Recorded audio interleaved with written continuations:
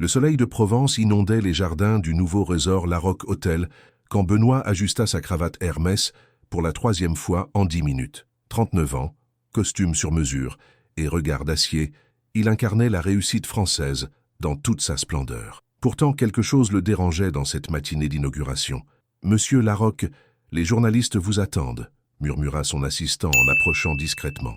Benoît hocha la tête sans quitter des yeux les préparatifs du buffet. Son empire hôtelier s'étendait désormais de Paris à Nice, mais chaque détail de cette journée devait être parfait.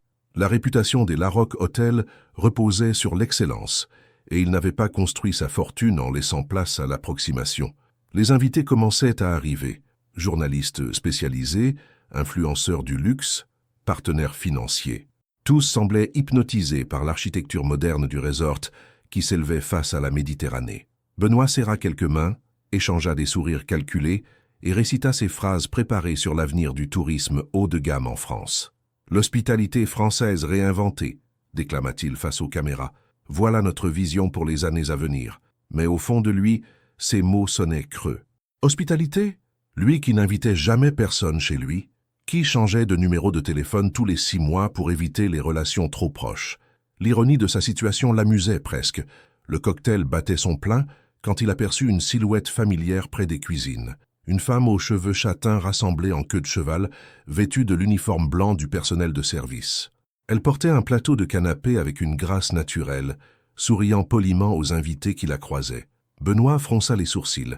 Quelque chose dans sa démarche, dans la courbe de ses épaules, réveillait en lui des échos d'un passé qu'il préférait oublier.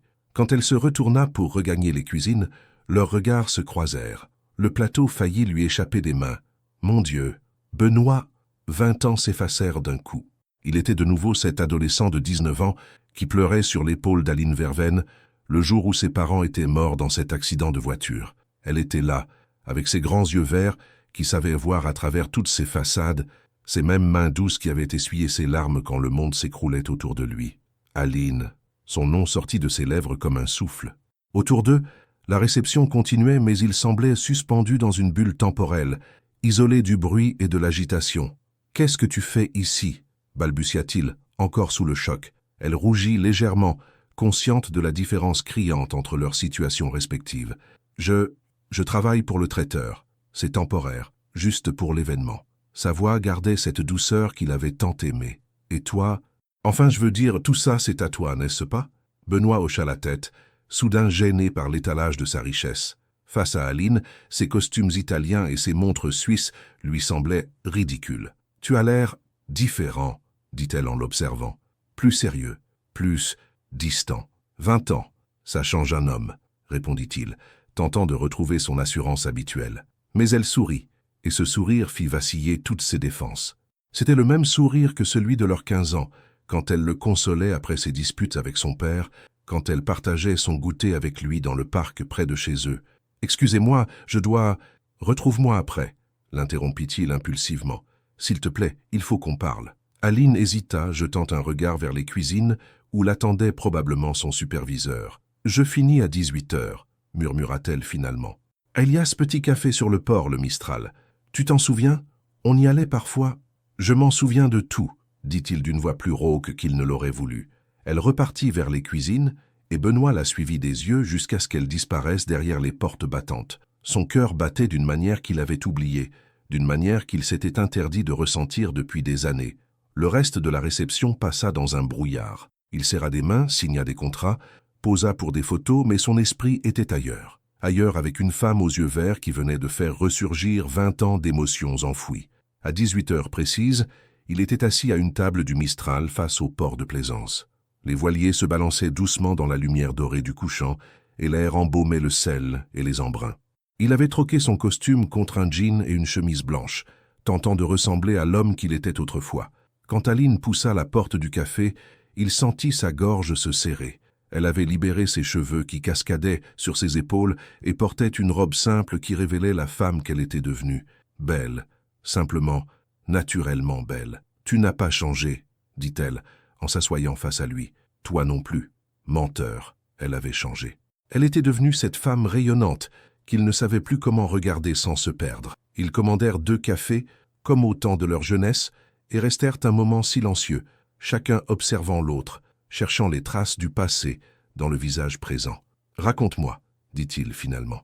Raconte-moi ces 20 années. » Et elle raconta sa vie simple, ses petits boulots, les soins qu'elle avait prodigués à sa grand-mère malade, ses rêves modestes et ses joies tranquilles. Pas de mariage raté, pas d'enfants, pas de grande carrière, juste une existence douce et discrète qui lui ressemblait. « Et toi ?» demanda-t-elle quand elle eut terminé. « Comment résumer 20 ans de réussite sans âme? Comment expliquer qu'il avait tout construit pour ne plus jamais ressentir la douleur de la perte? J'ai fait exactement ce que j'avais dit que je ferais, répondit-il simplement. J'ai réussi. Mais es-tu heureux? Cette question le frappa en plein cœur. Heureux?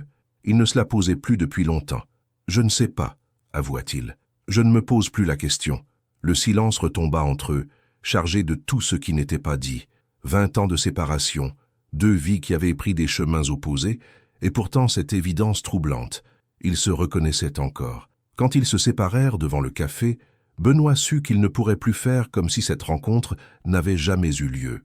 Aline Vervaine était revenue dans sa vie, et quelque chose en lui, quelque chose qu'il croyait définitivement enterré, venait de se réveiller. 3 jours s'étaient écoulés depuis leur rencontre au Mistral, et Benoît n'arrivait plus à se concentrer. Assis dans son bureau de l'hôtel Georges V à Paris, il fixait les chiffres sur son écran sans les voir vraiment. Les rapports trimestriels, les projets d'expansion, tout ce qui constituait habituellement l'essence de son existence, lui semblait soudain dérisoire. Son téléphone vibra. Un message d'Aline. « Merci pour l'autre soir. C'était troublant de te revoir. J'espère que tu vas bien. » Il relut le message plusieurs fois, analysant chaque mot comme s'il contenait un code secret. Troublant. Elle aussi avait ressenti quelque chose. Sans réfléchir, il composa son numéro. « Allô ?» Sa voix le transporta instantanément sur cette terrasse provençale. Il ferma les yeux. « Aline, c'est moi, j'aimerais te revoir. » Un silence. Puis, un petit rire nerveux. « Tu es à Paris, Benoît. Moi, je suis resté ici. Et puis, nos vies sont si différentes maintenant. Justement, j'ai besoin de... » Il s'arrêta, cherchant ses mots. Comment expliquer ce vide qu'il ressentait? Cette impression que 20 ans de construction acharnée s'effritaient face à un simple sourire. « J'ai besoin de simplicité. Que veux-tu dire? Je redescends ce week-end. Pas pour les affaires. Pour toi. Pour nous. Pour comprendre. » Un nouveau silence, plus long cette fois. « D'accord, » murmura-t-elle enfin. « Mais soyons prudents, Benoît. Nous ne sommes plus les mêmes personnes qu'avant. » Le vendredi soir, il prit l'autoroute vers le sud dans sa Porsche ayant annulé 3 réunions importantes. Son assistante l'avait regardé comme s'il avait perdu la raison. Peut-être était-ce le cas. Aline l'attendait devant sa petite maison de location à Cassis, vêtue d'un jean et d'un pull marin qui la faisait apparaître plus jeune. Quand elle sourit en le voyant descendre de voiture, il sentit quelque chose se détendre en lui. « Pas très discret comme véhicule, » dit-elle en désignant la Porsche. « J'aurais dû prendre le métro ?» Elle éclata de rire, et ce rire résonna en lui comme une mélodie oubliée. Ils marchèrent sur le sentier des douaniers, le long des calanques. La mer scintillait sous le soleil couchant, et les pins parasols embaumaient l'air marin. Benoît avait troqué son éternel costume contre un pantalon en toile et une chemise en lin. Il se sentait étrangement vulnérable dans cette tenue décontractée. « Tu te souviens de nos balades à Bandol ?» demanda Aline en ramassant un galet lisse. « On avait 15 ans. Tu venais de te disputer avec ton père à propos de tes études. Il voulait que je reprenne l'entreprise familiale. Moi, je rêvais de voyager, de découvrir le monde. Et finalement, tu as fait les deux. Tu as repris l'empire familial et tu voyages constamment pour tes affaires. » Benoît s'arrêta de marcher. Cette observation le frappait par sa justesse douloureuse. « Oui, mais je ne découvre plus rien, Aline. Je ne vois plus rien. Mes voyages sont une succession d'aéroports, d'hôtels identiques et de salles de réunion. » Elle se tourna vers lui et il vit de la compassion dans ses yeux verts. « Qu'est-ce qui t'a rendu si fermé? La mort de mes parents. Et puis, tout s'est enchaîné. Les responsabilités, l'entreprise à sauver, les décisions à prendre. J'ai appris à ne compter que sur moi-même. Et moi, sa voix était devenue plus fragile. Pourquoi tu ne m'as jamais contacté après l'enterrement? La question qu'il redoutait, celle qu'il se posait lui-même depuis 3 jours. Parce que tu représentais tout ce que je ne pouvais plus me permettre d'être. Tu étais ma faiblesse, Aline, mon point sensible, et j'avais décidé de ne plus en avoir. » Ils reprirent leur marche en silence. Le soleil disparaissait derrière l'horizon, embrasant le ciel de teintes orangées. « Tu as eu tort, » dit-elle finalement. « Pourquoi? Parce que les faiblesses, ça rend humain. Et l'humanité, c'est ce qui te manque le plus aujourd'hui. » Ces mots le touchèrent plus profondément qu'il ne l'aurait voulu. Ils s'installèrent sur un rocher face à la mer, et Benoît sentit une paix étrange l'envahir. Pour la première fois depuis des années, il ne pensait ni aux contrats en attente, ni aux stratégies commerciales. « Parle-moi de ta vie, dit-il, de tes rêves, de tes regrets. » Aline sourit tristement. « Mes rêves, ils étaient simples. Une famille, des enfants, un homme qui m'aimerait pour ce que je suis et non pour ce que je pourrais lui apporter. » Elle ramassa une poignée de sable et la laissa s'échapper entre ses doigts. « J'ai failli me marier, il y a 5 ans, avec un instituteur de Marseille, quelqu'un de bien. » Le cœur de Benoît se serra inexplicablement. Qu'est-ce qui s'est passé? Il voulait que je change, que j'aie plus d'ambition, que je trouve un vrai travail. Il disait que j'étais trop effacé. Elle haussa les épaules. Alors j'ai compris qu'il ne m'aimait pas vraiment. Il aimait l'idée de ce que je pourrais devenir. Il était idiot. Elle le regarda avec surprise. « Pourquoi tu dis ça? Parce que tu es parfaite comme tu es. Tu l'as toujours été. » Un silence chargé s'installa entre eux. Aline détourna les yeux, troublée par l'intensité de son regard. « Nous devrions rentrer, » murmura-t-elle. « Il fait frais. » Mais ni l'un ni l'autre ne bougea. Ils restèrent là, côte à côte, écoutant le ressac des vagues et le cri des mouettes. La nuit tombait doucement, et avec elle, l'impression que quelque chose d'irréversible était en train de se jouer. « Benoît? Oui, j'ai eu peur quand je t'ai vu l'autre jour. » « Peur de quoi? » « De me rendre compte que j'avais passé 20 ans à t'attendre. » Cette confession le bouleversa. Il se tourna vers elle, vit ses lèvres entr'ouvertes, ses joues rougies par l'émotion et la brise marine. « Aline, ne dis rien, pas maintenant. Laisse-moi juste être là, avec toi, comme avant. » Ils rentrèrent dans un silence complice, leurs épaules se frôlant parfois sur le sentier étroit. Quand ils arrivèrent devant la maison d'Aline, aucun des deux ne voulait que la soirée se termine. « Tu veux entrer ?» proposa-t-elle timidement. « Je pourrais nous faire un thé. » Benoît hésita. Entrer chez elle, c'était franchir une ligne qu'il n'était pas sûr de pouvoir retracer. « Juste un thé, dit-il finalement, mais ils savaient tous les deux que ce serait bien plus que ça, qu'entre les murs de cette petite maison, loin du monde extérieur et de leurs différences, quelque chose d'ancien et de nouveau allait renaître, quelque chose qui ressemblait dangereusement à de l'amour. L'intérieur de la petite maison d'Aline était à son image, simple, chaleureux, authentique. Des livres empilés sur une table basse, quelques photos de famille sur les étagères, et cette odeur subtile de lavande qui semblait imprégner les murs. Benoît se sentit immédiatement apaisé, comme si 20 ans de tension s'évaporèrent d'un coup. « Assieds-toi, » dit Aline en disparaissant dans la cuisine. « Je reviens avec le thé. » Il s'installa sur le canapé en lin écru et laissa son regard vagabonder. Sur la table basse, une photo attira son attention.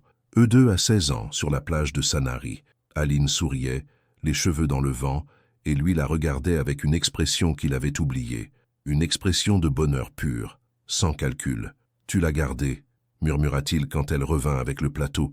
Aline suivit son regard et rougit légèrement. « J'ai gardé beaucoup de choses de cette époque, probablement trop. » Elle s'assit à côté de lui, assez près pour qu'il sente la chaleur de son corps, assez loin pour préserver une certaine distance. Mais cette distance semblait factice, fragile. Pourquoi ? Parce que c'était la dernière fois où j'ai été vraiment heureuse. Elle versa le thé dans 2 tasses dépareillées, avant que la vie ne devienne compliquée. Benoît accepta sa tasse et but une gorgée du liquide fumant. Le thé avait un goût de bergamote qui lui rappelait celui que préparait sa mère. « Tu sais ce qui me frappe le plus ?»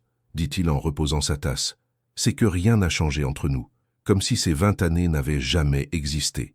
Tout a changé, Benoît. Nous avons vieilli, nous avons vécu, nous avons souffert, mais... » Elle chercha ses mots. Il y a quelque chose d'intemporel entre nous, quelque chose qui transcende le temps. Ils burent leur thé en silence, chacun perdu dans ses pensées. Dehors, la nuit était tombée, et seule la lumière tamisée d'une lampe les éclairait. L'atmosphère était d'une intimité troublante. « Tu m'as manqué », avoua soudain Benoît. « Pendant toutes ces années, j'ai essayé de t'oublier, mais tu m'as manqué. »« Ne dis pas ça, » murmura Aline. « S'il te plaît. »« Pourquoi ? Parce que si tu l'avoues, je vais devoir avouer moi aussi. Et je ne suis pas sûr d'être prête. » Il posa sa main sur la sienne, un geste simple qui fit naître entre eux une électricité palpable. « Avoue quoi ? Que je n'ai jamais cessé de t'aimer. » Ces mots résonnèrent dans le silence, comme une confession libératrice et terrifiante à la fois. Aline ferma les yeux, comme si elle regrettait déjà sa sincérité. « Aline, je sais ce que tu vas dire, que c'est impossible, que nos vies sont trop différentes, que tu ne peux pas m'aimer en retour. » Elle ouvrit les yeux et le regarda avec une intensité bouleversante. « Mais j'avais besoin de te le dire. Une fois, pour de vrai. » Benoît sentit son cœur se serrer. Toutes ses certitudes, Tous ses mécanismes de défense s'effondraient face à cette femme qui osait être vulnérable devant lui. « Tu te trompes, dit-il d'une voix rauque. Je ne vais pas te dire que c'est impossible. Je vais te dire que j'ai peur. Peur de quoi? De ce que tu représentes, de ce que je ressens quand je suis avec toi. » Il caressa sa joue du bout des doigts. « Tu me donnes envie de redevenir l'homme que j'étais avant, l'homme qui savait encore rêver. » Aline ferma les yeux sous sa caresse, et ce simple geste faillit avoir raison de sa retenue. Et c'est mal, c'est dangereux, parce que cet homme-là, Aline, il a été détruit il y a 20 ans, et je ne suis pas sûr de pouvoir survivre à une nouvelle destruction. Toi, qui te dit que je vais te détruire? Personne. Mais qui me dit que tu ne vas pas disparaître de nouveau, que la vie ne va pas nous séparer encore une fois? Aline prit son visage entre ses mains, forçant leurs regards à se croiser. « Regarde-moi, Benoît. Vraiment, regarde-moi. Est-ce que j'ai l'air de quelqu'un qui abandonne facilement ?» Il plongea dans ses yeux verts et y vit une détermination qu'il n'avait pas remarquée plus tôt. Cette femme douce et fragile en apparence possédait une force intérieure impressionnante. « Non, admit-il, tu as l'air de quelqu'un qui se bat pour ce qui compte. Alors fais-moi confiance. » La tension entre eux devenait presque insoutenable. Leur visage était si proche qu'il sentait son souffle sur ses lèvres. Un mouvement, le plus infime soit-il, et il franchirait le point de non-retour. « Aline, chut !» Elle posa un doigt sur ses lèvres. Pas de mots, plus maintenant. Et elle l'embrassa. Ce fut d'abord un baiser timide, hésitant, comme une question muette. Puis, quand il lui rendit son baiser, ce fut comme si un barrage cédait. 20 ans d'attente, de solitude, de regret se déversèrent dans cette étreinte. Il l'attira contre lui, sentant la douceur de ses cheveux sous ses doigts, la chaleur de son corps contre le sien. Elle avait ce goût de thé et de promesses qu'il avait oublié, ce parfum discret qui n'appartenait qu'à elle. Quand ils se séparèrent, tous deux respiraient difficilement. « Qu'est-ce qu'on fait maintenant ?» murmura-t-elle contre ses lèvres. « Je ne sais pas. » Il caressa ses cheveux, incapable de la lâcher. « Je n'avais pas prévu ça. Moi, si. » Elle sourit, et dans ce sourire, il vit toute la vulnérabilité et tout le courage du monde. « Je l'ai prévu depuis l'instant où tu es entrée dans ce café l'autre jour. Tu es plus courageuse que moi, ou plus inconsciente. » Elle posa sa tête sur son épaule. « Benoît? Oui? Reste cette nuit. Pas pour... Enfin, tu vois. Juste reste. J'ai besoin de savoir que tu es là quand je me réveillerai. Que tout ça n'est pas juste un rêve. » Il hésita un instant. Rester signifiait s'engager sur un chemin dont il ne connaissait pas l'issue. Partir signifiait la perdre de nouveau, peut-être définitivement cette fois. « D'accord, » dit-il finalement. « Je reste. » Elle leva les yeux vers lui, et dans son regard il lut un mélange de soulagement et d'espoir qui le bouleversa. « Merci. » Ils s'installèrent l'un contre l'autre sur le canapé. Elle blottit dans ses bras, lui respirant l'odeur de ses cheveux. Dehors, le vent faisait danser les rideaux, et au loin, on entendait le murmure éternel de la mer. Pour la première fois depuis 20 ans, Benoît Larocque se sentait à sa place. Et pour la première fois depuis 20 ans, il avait peur de ce qu'il ressentait. Peur et bonheur mélangés, dans les bras d'une femme qui venait de faire s'écrouler toutes ses certitudes avec un simple baiser. Benoît s'éveilla lentement, désorienté.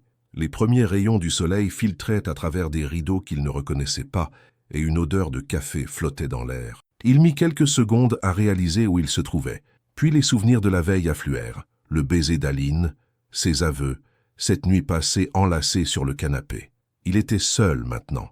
Une couverture en mohair avait été délicatement posée sur lui pendant son sommeil. Il se redressa, les muscles endoloris par la nuit sur le canapé, et suivit l'arôme qui l'attirait vers la cuisine. Aline se tenait devant la fenêtre, une tasse à la main, vêtue d'un peignoir en coton blanc. Ses cheveux ébouriffés par le sommeil encadraient son visage, et dans la lumière dorée du matin, elle semblait irréelle. « Bonjour », murmura-t-il, soudain timide comme un adolescent.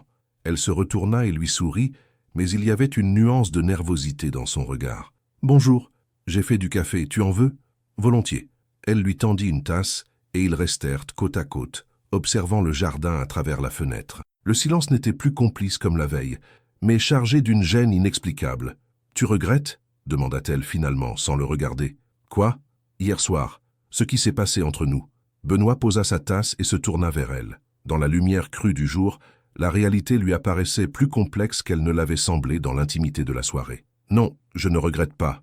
Mais je ne sais pas ce que ça signifie. Pour nous. Pour moi. » Il passa une main dans ses cheveux ébouriffés. « J'ai un avion pour New York demain, une fusion importante à négocier. Ma vie est à Paris, à Londres, partout sauf ici. » Aline hocha la tête, comme si elle s'attendait à cette réponse. Et moi, j'ai ma petite vie ici, mes habitudes, mes quelques amis, ce rythme tranquille qui me convient. Elle but une gorgée de café. Nous sommes dans deux mondes différents, Benoît. Alors qu'est-ce qu'on fait? Je ne sais pas. Elle posa sa tasse et le regarda enfin dans les yeux. Tout ce que je sais, c'est que quand tu partiras, il va y avoir un vide énorme, encore plus grand qu'avant, parce que maintenant je sais ce que c'est que de t'avoir dans mes bras. Ces mots le touchèrent au cœur. Il s'approcha d'elle, prit son visage entre ses mains. « Viens avec moi. »« Où ça ?»« À Paris, à New York, partout où je vais. » Aline secoua la tête avec un sourire triste. « Pour être quoi? Ta maîtresse qui t'accompagne en voyage? La femme qui t'attend dans des suites d'hôtels pendant que tu travailles? Non, ce n'est pas... Si, c'est exactement ça. » Elle se dégagea doucement. « Et moi, je vaux mieux que ça. Nous valons mieux que ça. » Benoît sentit la frustration monter en lui. Pourquoi fallait-il que tout soit si compliqué? Alors quoi? On fait comme si rien ne s'était passé? Non. On accepte que ce qui s'est passé était beau, vrai, mais peut-être impossible à vivre au quotidien. Le silence retomba entre eux, lourd de résignation. Benoît regardait cette femme qu'il venait de retrouver et qu'il s'apprêtait déjà à perdre de nouveau. « Il y a peut-être une autre solution, » dit-il finalement. « Laquelle? On prend le temps. Je viens te voir quand je peux, Une relation à distance, des week-ends volés entre tes obligations professionnelles. » Aline secoua la tête. « Je mérite mieux qu'un amour au compte-gouttes, Benoît, et toi aussi. » Il savait qu'elle avait raison, mais l'admettre lui était insoutenable. « Alors on abandonne, comme ça? On ne peut pas abandonner quelque chose qu'on n'a jamais vraiment commencé. » Ces mots le frappèrent comme une gifle. Il s'approcha d'elle, la prit dans ses bras malgré sa résistance. « Arrête de dire ça. Tu sais très bien que c'est faux. » Benoît, « Non, écoute-moi. » Il la força à le regarder. « Ce qui s'est passé hier soir, c'était réel. Ce que je ressens pour toi, c'est réel. Et je refuse de faire comme si ça n'existait pas, juste parce que c'est compliqué. Alors que proposes-tu? Je ne sais pas encore. Mais donnons-nous une chance. Une vraie chance. » Aline le regarda longuement, et il vit dans ses yeux un combat entre l'espoir et la raison. « Tu me demandes de prendre un risque énorme, » murmura-t-elle. « Oui, et je suis prêt à le prendre avec toi. Et si ça ne marche pas, si nos différences sont trop importantes, alors au moins on aura essayé. Et on ne passera pas le reste de notre vie à se demander « et si ?» Elle ferma les yeux, et quand elle les rouvrit, il y vit une détermination nouvelle. « D'accord, mais à une condition. » « Laquelle? » « On ne se ment pas, ni à nous, ni aux autres. Si ça devient trop difficile, si l'un de nous n'est plus heureux, on se le dit, sans faux semblant. Promis. » Elle sourit, et ce sourire chassa toute la mélancolie du matin. « Dans quoi est-ce qu'on s'embarque, Benoît? Dans la plus belle aventure de notre vie, j'espère. » Il l'embrassa, et cette fois, le baiser n'avait plus rien de la fièvre de la veille. C'était un baiser de promesse, de commencement, de confiance mutuelle. Quand ils se séparèrent, Aline posa sa tête contre son épaule. « J'ai peur, » avoua-t-elle. « Moi aussi, mais j'ai encore plus peur de vivre sans toi. » Dehors, la vie continuait. Les oiseaux chantaient, les voisins vaquaient à leurs occupations matinales, le monde tournait comme toujours. Mais pour eux, quelque chose venait de basculer définitivement. Ils venaient de décider de se battre pour leur amour, et ni l'un ni l'autre ne savaient vraiment à quoi ressemblerait cette bataille. Mais ils savaient qu'ils la mèneraient ensemble. 3 semaines s'étaient écoulées depuis cette matinée décisive chez Aline. 3 semaines pendant lesquelles Benoît avait traversé l'Atlantique 2 fois, négocié l'acquisition d'une chaîne d'hôtels-boutiques à Manhattan et passé d'innombrables heures au téléphone avec elle. Il était maintenant assis dans son bureau parisien, regardant sans vraiment les voir les contrats étalés devant lui. Son portable vibra. Un message d'Aline accompagné d'une photo. Elle sur son petit balcon, une tasse de thé à la main, souriant à l'objectif avec ce naturel qui lui coupait le souffle. « Tu me manques. Difficile de croire que nous existons dans le même pays parfois. » Il sourit malgré lui puis regarda l'heure. 18 heures. Elle devait terminer son service au restaurant où elle avait trouvé un emploi fixe à Cassis. Il composa son numéro. « Allô, mon cœur » répondit-elle, et cette simple expression le fit fondre. « Comment s'est passée ta journée ?»« Fatigante. Nous avions un groupe de touristes allemands très exigeants. Ils l'entendaient marcher, probablement en rentrant chez elle. Et toi, toujours à New York ? Non, je suis rentré ce matin, directement au bureau. Tu ne dors jamais ? Si, mais... Il hésita. Je dors mal quand tu n'es pas là. Un silence s'installa, chargé de tout ce qu'il ne pouvait pas se dire au téléphone. Benoît ? Oui ? Quand est-ce que je te vois ? Cette question, elle la posait de plus en plus souvent ces derniers temps, et chaque fois, il sentait le poids de sa culpabilité s'alourdir. Je ne sais pas. J'ai cette présentation pour les investisseurs japonais vendredi, puis le conseil d'administration lundi.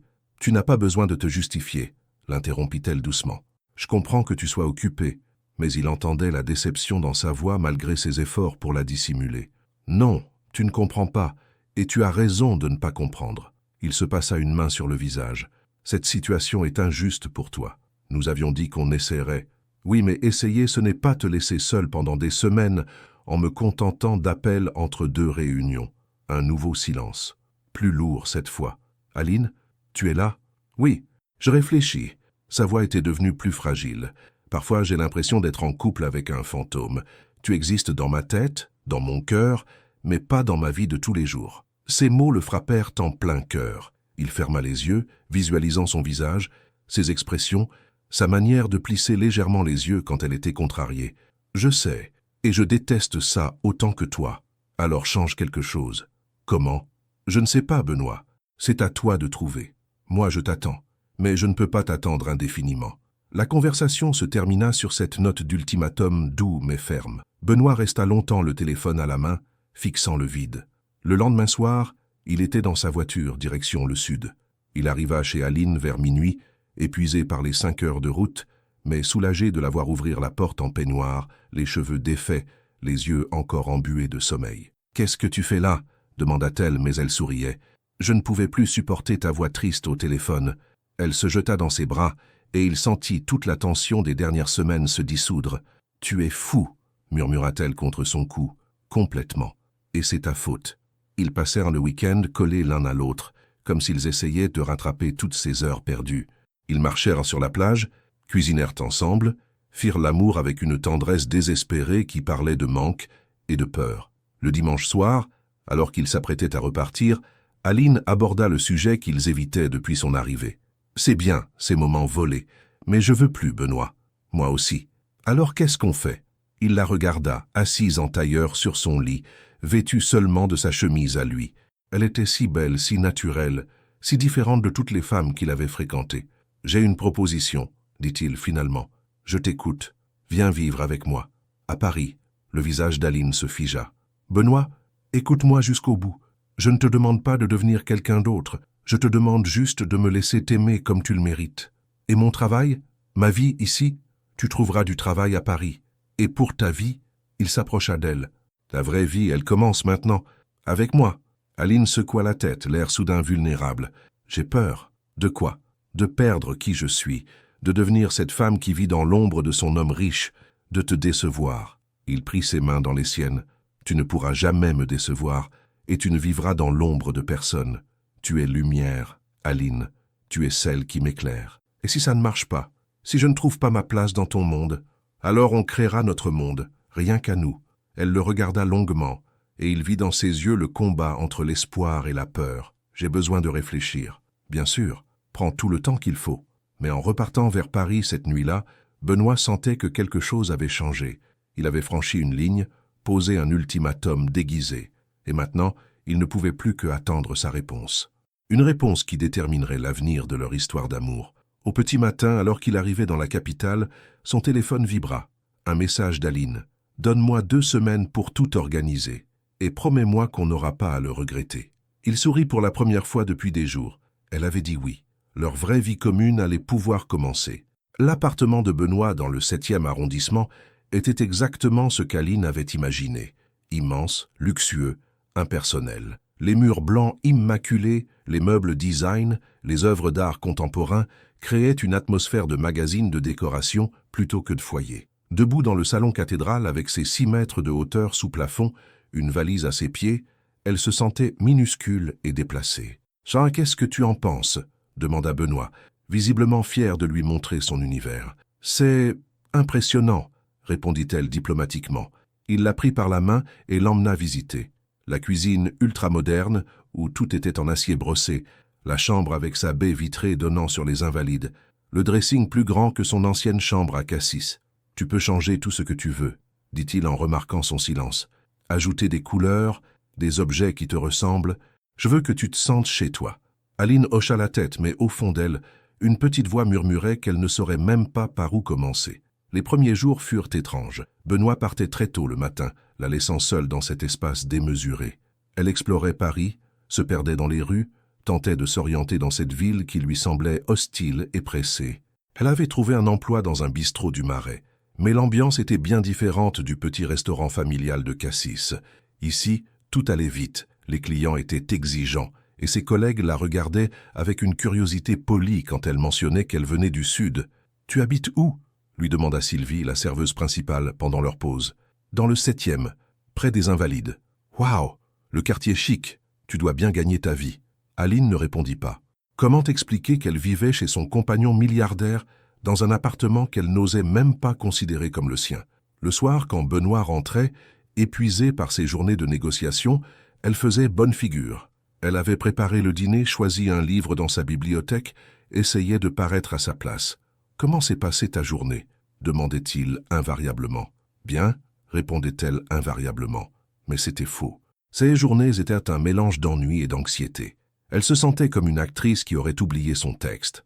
Un soir, 3 semaines après son installation, Benoît rentra plus tard que d'habitude. Il la trouva recroquevillée sur le canapé, un plaid sur les genoux, fixant la vue sur Paris. « Ça ne va pas ?» Elle sursauta, essaya de sourire. « Si, je réfléchissais, c'est tout. » Il s'assit à côté d'elle, inquiet. « Aline, dis-moi ce qui ne va pas. »« Rien, je te dis. Tu me mens. » Et on s'était promis de ne jamais se mentir. Elle soupira, ferma les yeux. « Je me sens perdu. »« Comment ça? Cette ville, cet appartement, cette vie, rien ne me ressemble. » Elle se tourna vers lui, les yeux brillants de larmes contenues. « J'ai l'impression d'être en visite permanente chez quelqu'un d'autre. » Benoît sentit son cœur se serrer. « Ce n'est qu'une question de temps. Tu vas t'adapter. » « Et si je n'y arrive pas? Et si je ne suis pas faite pour cette vie-là? Qu'est-ce qui te manque le plus ?» Elle réfléchit un moment. La simplicité, les vraies relations avec les gens, le sentiment d'être utile. Chez moi, je connaissais mes voisins, je savais où trouver les meilleures tomates du marché, j'avais mes habitudes. Ici, je suis anonyme. Benoît ne savait pas quoi répondre. Il avait toujours vécu dans l'anonymat urbain, il n'avait jamais ressenti ce besoin d'appartenance communautaire. Et si on invitait des gens? Mes associés? Leurs femmes? Aline secoua la tête. Ce ne sont pas mes gens, Benoît. Je n'ai rien en commun avec eux. Alors comment on fait? Je ne sais pas. Le silence retomba entre eux, pesant. Pour la première fois depuis qu'ils s'étaient retrouvés, ils mesuraient vraiment l'ampleur du fossé entre leurs mondes. « Tu regrettes d'être venu ?» demanda-t-il, redoutant la réponse. « Je regrette de ne pas arriver à être heureuse ici, parce que tu fais tout pour que je le sois, et ça me rend encore plus malheureuse. » Il la prit dans ses bras, sentant sa fragilité. « On va trouver une solution. » « Laquelle? Je ne sais pas encore, mais on va la trouver. » Le lendemain, Benoît annula ses réunions de l'après-midi et emmena Aline visiter Montmartre. Ils flânèrent dans les ruelles pavées, s'arrêtèrent dans des petits cafés, parlèrent avec les artistes de la place du Tertre. « Ça, c'est plus moi, » dit Aline en regardant un peintre croquer les passants. « Pourquoi? C'est plus humain, plus authentique. » Ils s'installèrent à la terrasse d'un bistrot près de la basilique. Aline semblait plus détendue qu'elle ne l'avait été depuis son arrivée. « Et si on déménageait ?» proposa soudain Benoît. « Comment ça? Mon appartement, c'est ma vie d'avant, ma vie de célibataire obsédé par la réussite. Peut-être qu'il nous faut autre chose, quelque chose qui nous ressemble à tous les deux. » Aline le regarda, surprise. « Tu ferais ça? Pour nous? Pour toi ?» Sans hésiter. « Mais tu adores cet appartement. Tu me l'as dit 100 fois. J'adorais la personne que j'étais quand j'y vivais seule. Mais cette personne-là n'existe plus. Grâce à toi. » Elle sourit pour la première fois depuis des semaines. Un vrai sourire. On chercherait quoi? Quelque chose de plus petit, de plus chaleureux, avec un vrai quartier autour. Peut-être près d'ici? Tu es sérieux? Complètement. Aline prit sa main dans la sienne. Et moi, qu'est-ce que je pourrais faire? Comme travail, je veux dire. Quelque chose qui me ressemble vraiment. Tu as des idées? J'ai toujours rêvé d'ouvrir un petit salon de thé. Rien d'extraordinaire. Juste un endroit chaleureux où les gens viendraient se poser, discuter. Benoît sourit. Alors on va le faire. Benoît, je ne peux pas te laisser financer tous mes rêves. Pourquoi pas? Si ça peut nous rendre heureux. Elle le regarda longuement, et il vit dans ses yeux qu'elle commençait enfin à entrevoir leur avenir possible. D'accord, mais à une condition. Laquelle? On le fait vraiment ensemble. Pas toi qui m'offres une vie, mais nous qui construisons notre vie. Marché conclu. Ce soir-là, ils rentrèrent dans l'appartement du 7e avec un regard nouveau. Ce n'était plus leur prison dorée, mais le point de départ de leur vraie aventure commune. Et pour la première fois depuis son arrivée à Paris, Aline s'endormit en souriant. 2 mois plus tard, Aline se tenait devant une petite vitrine rue des Martyrs, les clés d'un local de 40 mètres carrés dans la main. L'espace était vide, poussiéreux, avec ses murs écaillés et son parquet grinçant, mais elle y voyait déjà son salon de thé. « Tu es sûr ?» demanda Benoît en poussant la porte qui émettait un gémissement plaintif. « Certaine. » Elle avança dans la pièce, les yeux brillants. « Regarde cette lumière qui entre par la devanture, et cette alcôve au fond, parfaite pour un coin lecture. » Il la suivait, amusé par son enthousiasme. Depuis qu'ils avaient commencé à chercher ensemble, d'abord l'appartement puis ce local, elle avait retrouvé cette énergie qu'il lui avait toujours connue. Ils avaient finalement choisi un 3 pièces dans le 9e arrondissement, près de Pigalle. Plus petit que l'appartement du 7e, mais avec du caractère, poutres apparentes, cheminée en marbre, et surtout cette terrasse où Aline avait déjà installé des jardinières. « Et là, je mettrai quelques tables en bois brut, » continua-t-elle en désignant l'espace principal. « Pas plus de 6 ou 7. Je veux que ce soit intime. » Benoît s'appuya contre le mur et l'observa. Cette femme qui gesticulait en décrivant ses projets était si différente de celle qu'il avait retrouvée prostrée sur son canapé quelques semaines plus tôt. « Tu penses à quelle ambiance ? Chaleureuse, authentique. Je veux que les gens se sentent chez eux. » Elle se tourna vers lui. « Comme moi maintenant. » Ces derniers mots le touchèrent plus qu'il ne l'aurait cru possible. Le soir même, ils étaient attablés dans leur nouvelle cuisine, des plans étalés devant eux, calculant budgets et délais. Aline avait préparé une ratatouille qui embaumait l'appartement. Et Benoît découvrait le plaisir simple de planifier l'avenir avec quelqu'un qu'il aimait. « Pour le financement initial, dit-il en parcourant ses notes, j'ai fait une simulation. Si on part sur 50 000 €. Stop. Aline posa la main sur la sienne. On avait dit ensemble, tu te souviens? Oui, mais concrètement, je vais faire un emprunt. Pour ma part, tu peux me servir de caution si tu veux, mais je veux être propriétaire de mes propres rêves. Benoît fronça les sourcils. C'est de l'orgueil mal placé, Aline. J'ai les moyens de... Ce n'est pas de l'orgueil, c'est de la dignité. Elle se leva, commença à débarrasser. Et je ne contribue pas financièrement. Je ne serai jamais vraiment ton égal dans ce projet. Je serai juste la femme à qui tu as offert un salon de thé. Il réfléchit à ces mots, puis hocha lentement la tête. D'accord, mais si tu as des difficultés, tu me le dis. Promis. Les semaines suivantes furent un tourbillon d'activités. Aline jonglait entre son travail au bistrot et les rendez-vous avec les artisans. Benoît, lui, découvrait un aspect de lui-même qu'il ignorait, le bricoleur du dimanche. Il passa des week-ends entiers à poncer des meubles chinés aux puces de Montreuil, à peindre des murs, à installer des étagères. « Tu es sûr que c'est droit ?» demanda Aline en observant l'étagère qu'il venait de fixer. « Évidemment que c'est droit. » Elle inclina la tête, plissa les yeux. « On dirait que ça penche un peu à gauche. Tu dis ça pour me taquiner. » « Peut-être. » Elle sourit et vint l'embrasser, laissant des traces de peinture bleue sur sa joue. Mais même de travers, je la trouve parfaite. Ces moments de complicité simple étaient devenus leur quotidien. Loin des dîners guindés et des sorties mondaines que Benoît fréquentait autrefois, ils avaient créé leur propre univers, fait de petits bonheurs partagés. Un soir, alors qu'ils rentraient épuisés d'une journée de travaux, Aline s'arrêta devant leur immeuble. « Qu'est-ce qu'il y a ?» demanda Benoît. « Rien, je regarde notre fenêtre. » Il leva les yeux vers le 3e étage où brillait la lumière chaude de leur salon. « Notre fenêtre », répéta-t-il. « J'aime bien cette expression. Moi aussi. » Elle se tourna vers lui. « Tu sais, il y a quelque chose que je ne t'ai jamais dit. »« Quoi ? » ?»« Quand j'étais petite, j'imaginais toujours comment serait ma vie d'adulte. Je nous inventais des histoires, à toi et moi. Mais même dans mes rêves les plus fous, je n'aurais jamais imaginé ça. »« Pense à quoi ? » ?»« Cette simplicité, ce bonheur naturel. » Elle prit sa main. « Je croyais que l'amour c'était forcément compliqué, passionnel, douloureux. Mais avec toi c'est facile. » Benoît sourit. « Facile ? Tu trouves ça facile d'être tombé amoureux de sa meilleure amie d'enfance 20 ans plus tard ? Non, ça c'était compliqué. Mais vivre avec toi, construire avec toi, partager ton quotidien, ça c'est la chose la plus naturelle du monde. » Ils montèrent chez eux en silence, chacun savourant cette évidence tranquille. Dans l'ascenseur, Benoît repensa à l'homme qu'il était 6 mois plus tôt. Cet homme-là n'aurait jamais compris qu'on puisse être heureux d'installer une étagère de travers ou de manger une ratatouille en planifiant l'aménagement d'un petit salon de thé. « Au fait, » dit Aline en ouvrant la porte de leur appartement, « j'ai eu l'autorisation d'ouverture aujourd'hui. »« Vraiment ? Vraiment ? On peut ouvrir dans 15 jours. » Il la souleva dans ses bras et la fit tournoyer dans l'entrée. « On va fêter ça. Comment ? Je ne sais pas. Un restaurant ? Le champagne que j'ai dans la cave ?» Aline secoua la tête en souriant. « J'ai une meilleure idée. On commande des pizzas, on ouvre une bouteille de vin ordinaire et on reste en pyjama devant un film. C'est ça, ta façon de fêter? C'est ma façon d'être heureuse. Avec toi. Et c'était exactement ce qu'ils firent. Affalés sur leur canapé, partageant une pizza, 4 fromages et du vin de supermarché, regardant une comédie romantique dont ils se moquaient gentiment. À minuit, quand Aline s'endormit contre son épaule, Benoît resta éveillé encore un moment, la regardant respirer paisiblement. Pour la première fois de sa vie, il comprenait la différence entre réussir sa vie et réussir dans la vie.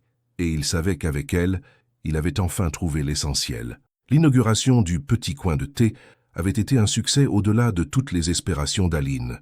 Les habitants du quartier avaient adopté l'endroit immédiatement, séduits par l'atmosphère chaleureuse et les pâtisseries maison qu'elle préparait chaque matin avant l'ouverture.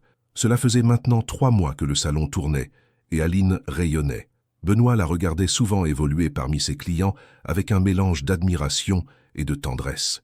Elle avait trouvé sa place, son rythme, son bonheur. Lui aussi avait changé.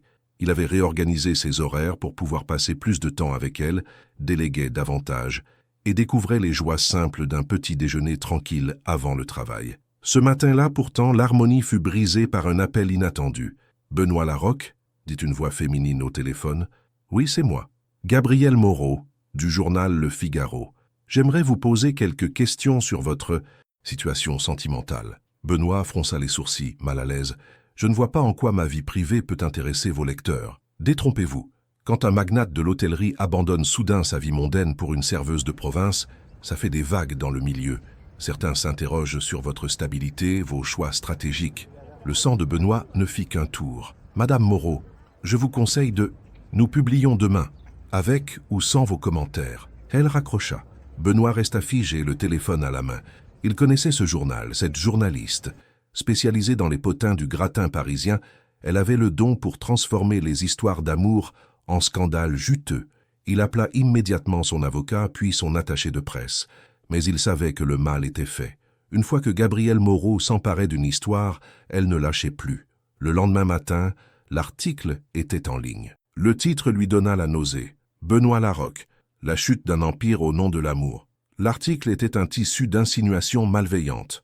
On y décrivait Aline comme une opportuniste de province qui avait su séduire le milliardaire solitaire. On analysait la baisse récente du cours des actions Larocque Hotels. On citait des sources proches du dossier qui s'interrogeaient sur la capacité de Benoît à diriger son entreprise depuis qu'il était sous influence. Pire encore, des photos accompagnaient l'article. Aline et lui devant le salon de thé, elle portant un tablier, lui en jean et basket. Le contraste avec les photos officielles de ses précédentes apparitions mondaines était saisissant. Benoît froissa le journal, le cœur battant. Comment protéger Aline de cette médisance? Comment éviter que cette histoire ne prenne des proportions incontrôlables?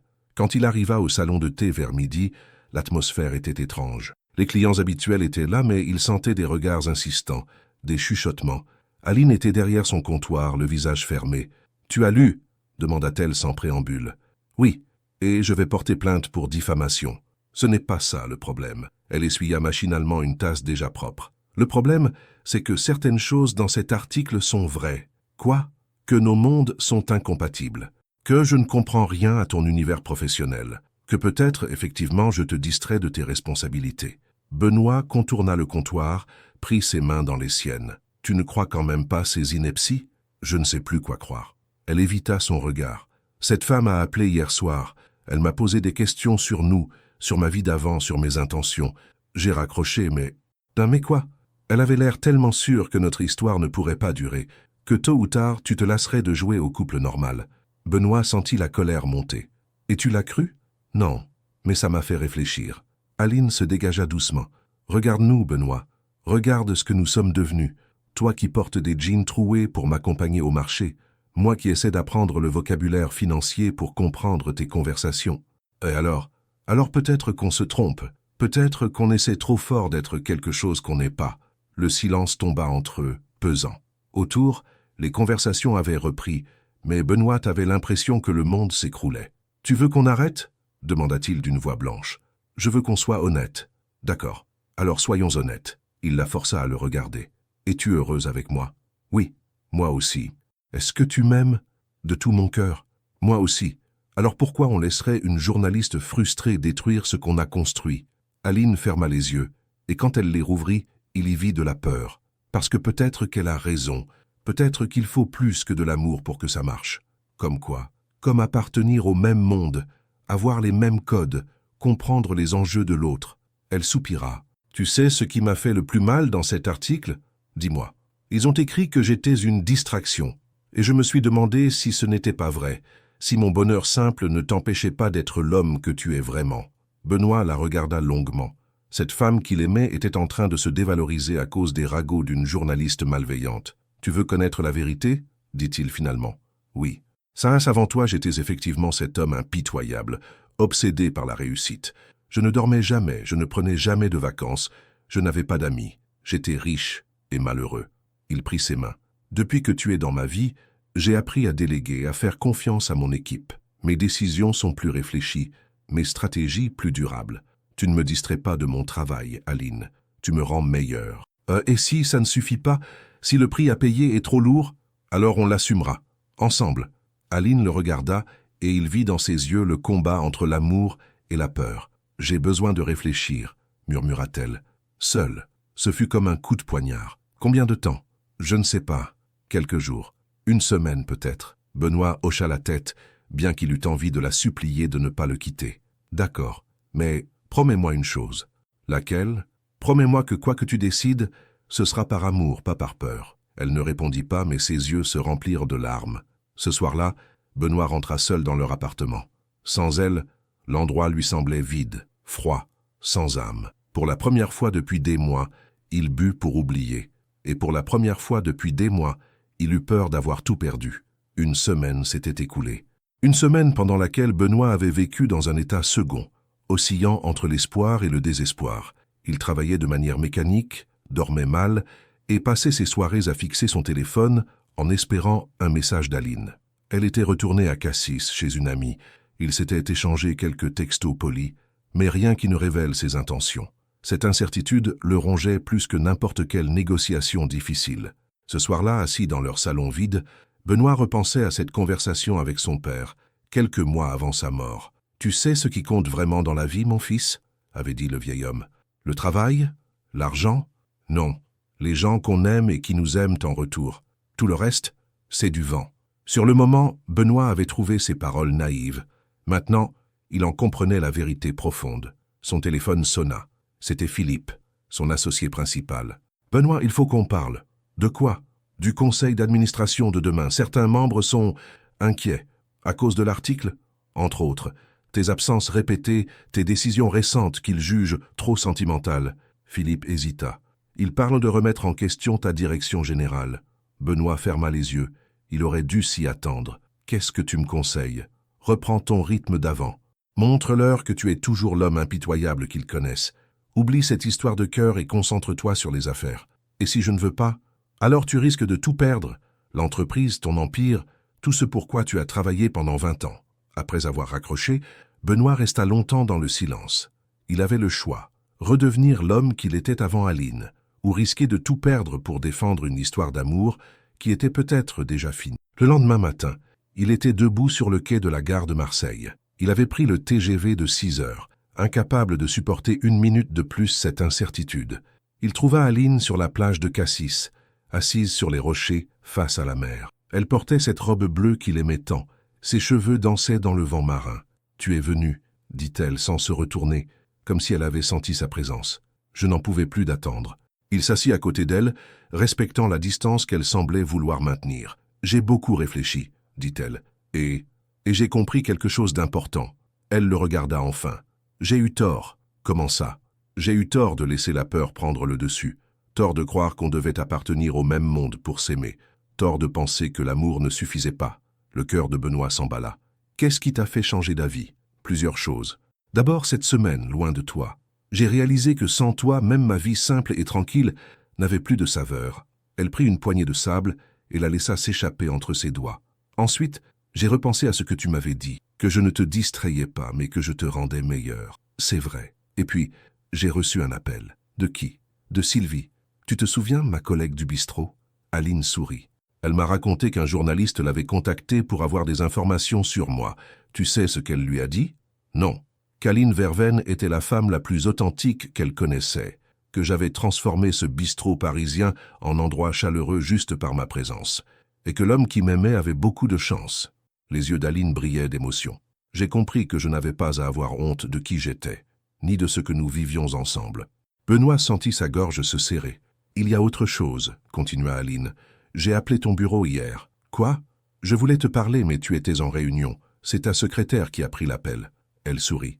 Elle m'a dit quelque chose de surprenant. « Quoi ? Que depuis que tu étais avec moi, tu étais devenu le patron le plus humain qu'elle ait jamais eu. Que tu prenais le temps d'écouter ton équipe.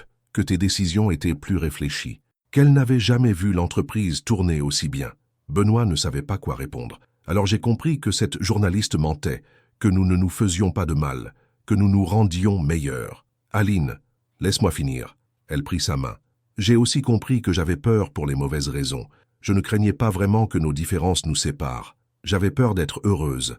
Comment ça? J'ai passé tellement d'années à me contenter de peu, à ne pas oser rêver trop grand. Elle essuya une larme qui coulait sur sa joue. Alors quand le bonheur vrai est arrivé, j'ai eu le réflexe de le fuir, par habitude, par protection. Benoît la prit dans ses bras et cette fois, elle ne résista pas. « Tu es revenu? Si tu veux encore de moi, plus que tout au monde. » Ils restèrent enlacés face à la mer, savourant leur retrouvaille. Puis Benoît se souvint du conseil d'administration qui l'attendait. « Il faut que je te dise quelque chose. Je risque de perdre mon entreprise.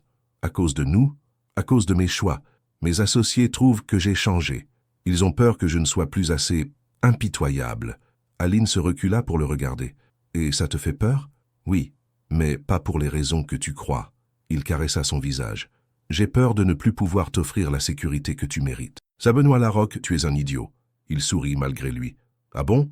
Je n'ai jamais eu besoin de ton argent pour t'aimer. J'ai juste besoin de toi, avec tes qualités et tes défauts. Riche ou pauvre, patron ou simple employé. Et si je perdais tout, alors on recommencerait ensemble. » Elle posa son front contre le sien. « On a déjà un salon de thé qui marche. On a nos mains, nos cœurs, notre amour. C'est largement suffisant pour construire une vie heureuse. » À cet instant, Benoît sut ce qu'il allait dire à son conseil d'administration. Il allait leur dire qu'il avait effectivement changé, qu'il était devenu un homme meilleur, et que s'ils ne l'acceptaient pas tel qu'il était maintenant, ils étaient libres de chercher un autre directeur général, parce qu'il avait enfin compris ce qui comptait vraiment. Et ce qui comptait vraiment était là, dans ses bras, prêt à affronter l'avenir avec lui, quoi qu'il arrive. 6 mois plus tard, Benoît se réveilla dans les bras d'Aline dans leur petit appartement de Montmartre. Les premiers rayons du soleil filtraient à travers les rideaux qu'elle avait choisis et l'odeur de croissants chauds montait de la boulangerie d'en bas. Il sourit en repensant à cette matinée de mars où il avait affronté son conseil d'administration.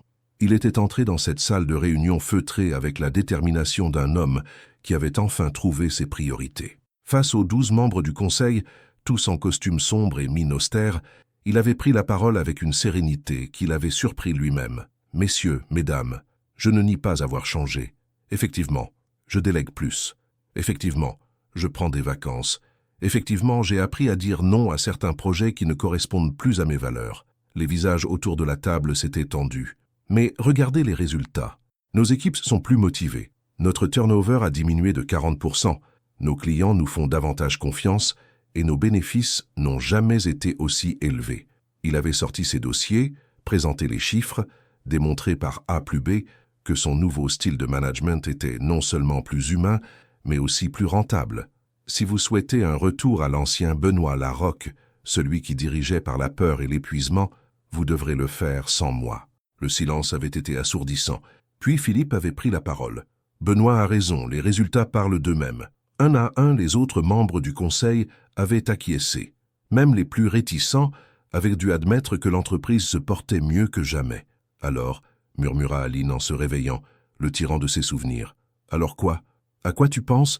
Tu as ce petit sourire que tu prends quand tu repenses à ta victoire au conseil. » Il l'embrassa dans le cou. « Je pensais à nous, à ce chemin qu'on a parcouru. » Aline s'étira heureuse. Le petit coin de thé était devenu un véritable lieu de vie du quartier. Les habitués s'y retrouvaient pour discuter, lire, jouer aux échecs. Elle avait même commencé à organiser des soirées lecture et des ateliers de pâtisserie pour les enfants du quartier. « Tu sais ce que m'a dit Madame Dubois hier ?» demanda-t-elle en se redressant. Non quoi?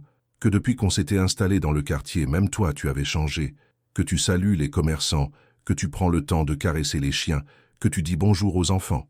Elle rit. Elle m'a dit que l'amour, ça rendait les gens plus humains. Elle n'a pas tort. Ils se levèrent tranquillement, savourant cette matinée de dimanche sans contrainte. Benoît préparait le petit déjeuner pendant qu'Aline arrosait ses plantes sur la terrasse. Ces rituels simples étaient devenus leur bonheur quotidien. Au fait, dit Aline en revenant dans la cuisine, j'ai quelque chose à te dire. Je t'écoute. J'ai reçu un appel hier, de Gabrielle Moreau. Benoît se figea, une tartine à mi-chemin de sa bouche. La journaliste, qu'est-ce qu'elle voulait? S'excuser. Aline s'assit face à lui. Apparemment, son article n'a eu aucun impact négatif sur ton entreprise. Au contraire, plusieurs publications économiques ont repris l'histoire en soulignant ton nouveau style de management.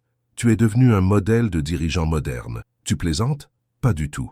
Elle voulait écrire un article de rattrapage sur le couple qui prouve que l'amour et la réussite professionnelle peuvent aller de pair. Et tu as dit quoi? Que notre bonheur ne regardait que nous et qu'on n'était pas des animaux de cirque. Benoît éclata de rire. Je t'aime, moi aussi.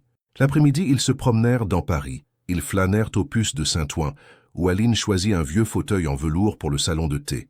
Ils s'arrêtèrent dans une librairie de la rue de Rivoli, où Benoît lui acheta un recueil de poèmes. Ils déjeunèrent dans un petit bistrot où personne ne les reconnaissait, où ils étaient juste un couple amoureux parmi d'autres. En fin d'après-midi, ils s'installèrent au parc des Buttes Chaumont. Aline était allongée, la tête sur ses genoux, et lisait ses nouveaux poèmes à voix haute. Benoît regardait les familles qui pique-niquaient autour d'eux, les enfants qui jouaient, les couples qui se promenaient main dans la main. Aline, MMH, est-ce que tu es heureuse? Elle ferma son livre et le regarda. Plus que je n'aurais jamais osé l'espérer. Et toi? Moi, j'ai découvert quelque chose. Quoi? Que le bonheur, ce n'est pas un but qu'on atteint. C'est une manière de vivre. Et que depuis que tu es là, je vis enfin vraiment. Elle se redressa et l'embrassa. Tu sais ce qui me plaît le plus dans notre histoire? Demanda-t-elle. Dis-moi. C'est qu'on n'a pas eu besoin de changer qui on était pour être ensemble. On s'est juste révélé l'un à l'autre. Comment ça? Toi, tu as révélé l'homme sensible et généreux qui se cachait derrière le businessman. Moi, j'ai révélé la femme forte et indépendante qui avait peur de s'affirmer. Benoît réfléchit à ses paroles. Elle avait raison, il était toujours le même homme, mais il avait enfin osé montrer toutes ses facettes. Je crois qu'on a réussi quelque chose de rare, dit-il. Quoi? On a prouvé que l'amour véritable, ce n'est pas perdre sa liberté, c'est la trouver. Le soir tombait sur Paris. Ils rentrèrent chez eux en métro comme n'importe quel couple de Parisiens. Dans le wagon, Aline s'endormit contre son épaule et Benoît observa leur reflet dans la vitre. 2 ans plus tôt, il n'aurait jamais imaginé cette vie, cette simplicité heureuse, cette paix intérieure, cette évidence tranquille d'être exactement à sa place. En ouvrant la porte de leur appartement, il repensa à cette phrase de son père, « Les gens qu'on aime et qui nous aiment en retour ». Il avait mis 41 ans à comprendre, mais maintenant, il savait. Et pour la première fois de sa vie, Benoît Larocque était certain d'une chose. Quoi que l'avenir leur réserve, ils l'affronteraient ensemble, avec cette force tranquille que donne l'amour vrai, celui qui révèle le meilleur de nous-mêmes, celui qui dure. 1 an plus tard, le petit coin de thé avait ouvert une seconde adresse. Benoît Larocque était devenu une référence en matière de management humain, et Aline Verveine-Larocque continuait de préparer les meilleurs scones de Montmartre. Certaines histoires d'amour changent le monde, d'autres changent juste 2 personnes. Parfois, c'est exactement la même chose. Après avoir suivi le parcours de Benoît et Aline, une question demeure. Croyez-vous qu'il soit possible de garder son essence authentique quand l'amour exige qu'on s'adapte à un monde complètement différent du nôtre? Aline a dû quitter sa vie simple dans le sud de la France pour vivre à Paris. Benoît a dû abandonner sa froideur d'entrepreneur pour se connecter véritablement avec quelqu'un. Tous 2 ont fait face aux pressions sociales et aux doutes sur le fait qu'ils trahissaient qui ils étaient vraiment. D'après votre expérience, l'amour véritable doit-il transformer qui nous sommes ou simplement révéler qui nous avons toujours été au fond? Votre participation à la chaîne est très importante. Merci de laisser votre opinion dans les commentaires. Merci d'avoir regardé. Vos réactions sont très importantes pour notre travail. Laissez-nous un commentaire pour nous dire ce que vous pensez et d'où vous regardez. N'oubliez pas de vous abonner à la chaîne et d'activer les notifications pour ne rien manquer. Votre participation est très importante pour la poursuite de notre travail, alors partagez-la avec ceux qui aimeront cette histoire.